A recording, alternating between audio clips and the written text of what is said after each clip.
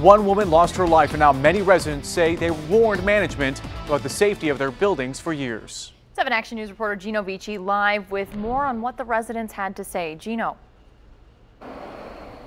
Well, Brianne and Alan, there have been many people showing up here to the Willow Creek Apartments trying to help these residents, bringing food, bringing diapers, and that was going to be our focus tonight. But then we heard complaint after complaint of residents saying they warned management here many times about the buildings not being wheelchair accessible. Of course, a woman who was in a wheelchair died. Another man, also in a wheelchair, barely made it out alive.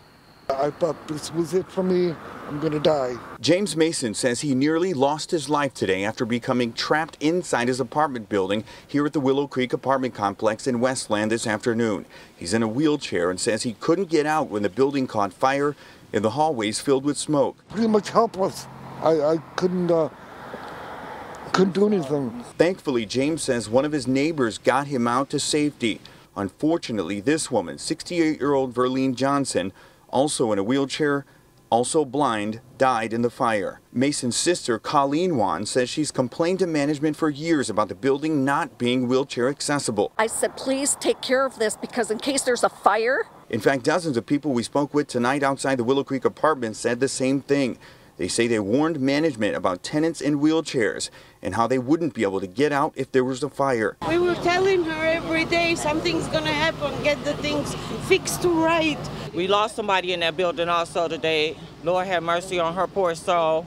This complex needs to come together and get stuff done right. Juan says, sadly, what happened today is exactly what she feared. So now there's a loss of life, and thank God for Jane. She got my brother out. Otherwise, he would have perished as well. Right now, fire crews say they don't know how the fire started, but it appears there was no firewall in the attic. Now, dozens of residents have nowhere to go, and they've lost everything.